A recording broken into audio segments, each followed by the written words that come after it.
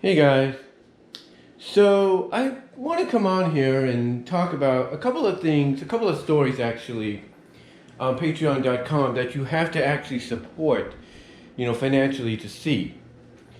And these are stories by people that I've talked about before. That's TroubleTRO and Jovian16. Now, Jovian16, as I've mentioned before, is known for doing the nano shift stories. And right as of right now, I should say, the nano shift story is on hold, and we don't know when it's going to resume.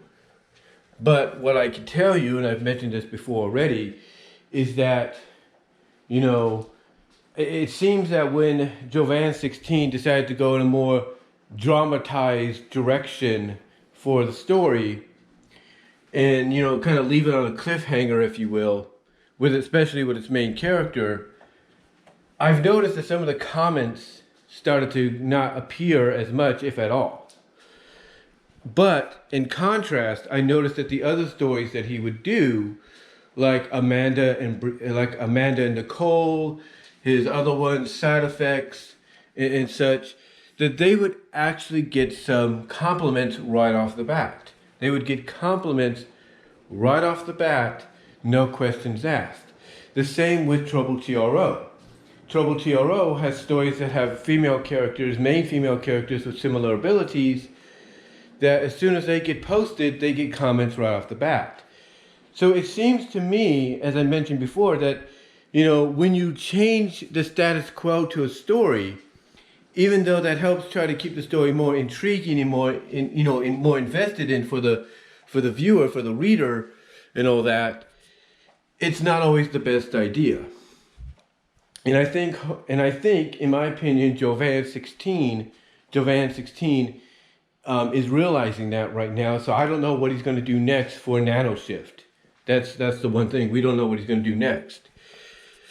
But the other stories that he and TroubleTRO are working on, like I said, in contrast to the recent chapters of, Nano Shift, they've been getting a lot of comments. That, of course, for Jovian16 is Amanda and Nicole and Side Effects.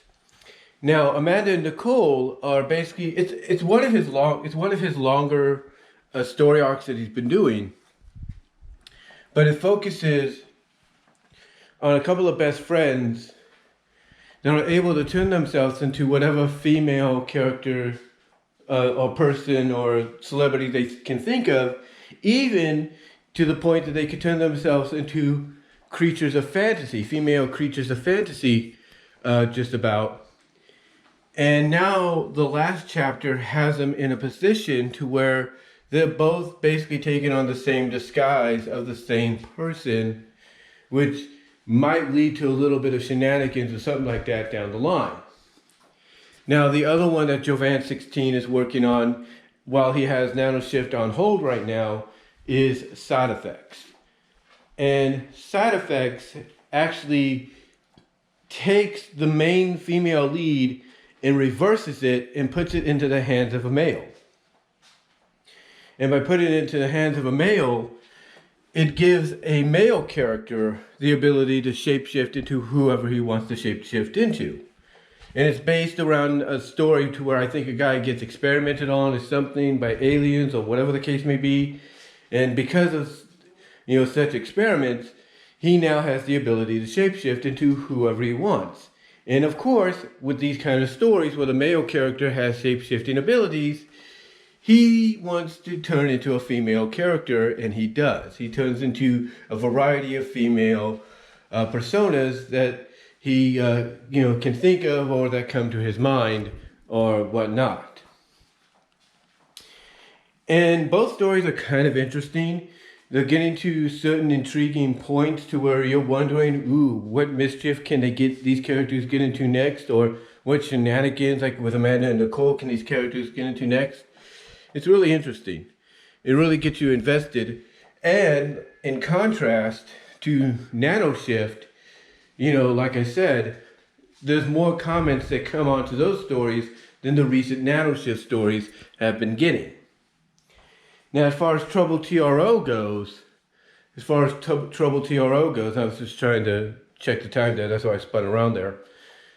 TroubleTRO has a couple of stories on tap right now.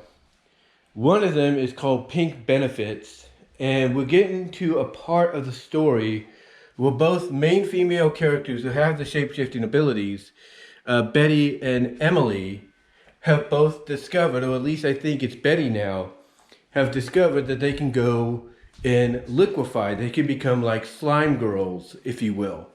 Basically, they can melt down into puddles to disguise themselves, to hide themselves. And, you know, they can reform from such puddle, from said, you know, puddle and all that in sensuous ways and all that. So we're getting to that point now to where I think eventually, and I could be wrong, but eventually TroubleTRO is going to have both Emily and Betty, you know, basically admit to each other the new ability that they have, which is the more liquidy, slimy stuff. If you go the goo girl stuff, if you will, slime girl, if you want to call it.